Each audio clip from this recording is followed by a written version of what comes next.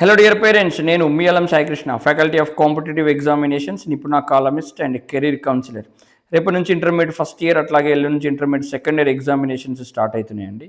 ఎగ్జామ్కి వెళ్ళే కంటే ముందు మీ పాపతోటో బాబుతోటో ఎగ్జామ్ బాగా రాయిరా, అన్ని క్వశ్చన్స్ అటెండ్ చేయరా, ఏది వదిలిపెట్టకరా, ఫుల్ మార్కులు రావాలి, పర్సంటేజ్ బాగా రావాలి, టాప్ రావాలి అని వాళ్ళని టెన్షన్ పెట్టే బదులు ప్రశాంతంగా బ్రేక్ఫాస్ట్ చేసేసి ఎగ్జామినేషన్స్కు పంపించండి.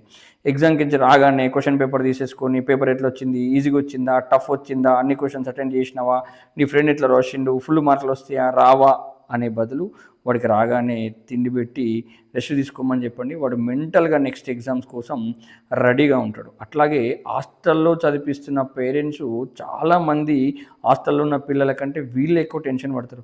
లక్షలు పెట్టి చదివిస్తున్నాం, పాప ఎట్లా రాస్తుందో, బాబు ఎట్లా రాస్తాడో, మార్కులు ఎట్లా వస్తాయో ఏందో అనేది హరీబరీ పడుతూనే ఉంటారు. వాస్తవానికి వాళ్ళ ఎఫర్ట్స్ వాళ్ళు పెట్టిండ్రు, వాళ్ళు చదవాల్సినంత చదివిండ్రు, వాళ్ళు చేయాల్సిన హార్డ్ వర్క్ అంతా చేసిండ్రు. సో అదంతా కూడా ఎగ్జామినేషన్లో వాళ్ళు ప్రజెంటేషన్ చేస్తారు, అంతా బాగానే జరుగుతుంది. కానీ వాళ్ళకంటే మీరే ఇక్కడ ఎక్కువగా టెన్షన్ తీసుకుంటున్నారు. రేపు ఎగ్జామ్ రాసిన తర్వాత సాయంత్రం వరకు వాళ్ళు ఫోన్ కాల్ చేస్తే మీ పాప అయినా బాబు అయినా వాళ్ళు ఫోన్ కాల్ చేయగానే తిన్నావా, మధ్యాహ్నం నిద్రపోయినావా, ఇంకో 10 రోజులైతే ఇంటికొస్తావు, ఆరోగ్యం జాగ్రత్త, ఎక్కువ టెన్షన్ తీసుకోకనే మాటలు చెప్పండి.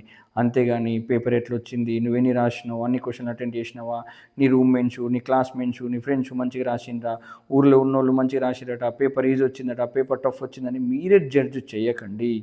మీ పాప మీ బాబు వాళ్ళు యూనిక్, వాళ్ళను వేరే వాళ్ళతో కంపారిజన్ అనేది చేయకండి. ఎందుకొరకంటే ఈ మార్కులు ర్యాంకులే రేపు ప్రొద్దున వాళ్ళను నిలబెట్టవు. ఈ ఇంటర్మీడియట్ తోటి వాళ్ళ ప్రపంచాన్ని జయించేది ఏమీ లేదు. వాళ్ళు నేర్చుకున్న జ్ఞానం, వాళ్ళు నేర్చుకున్న స్కిల్లే వాళ్ళని నిలబెడుతుందండి. ఆ ఒక్క విషయాన్ని పేరెంట్స్ గమనించండి. మీ పిల్లల్ని ప్రెజరైజ్ చేయకండి. Thank you so much.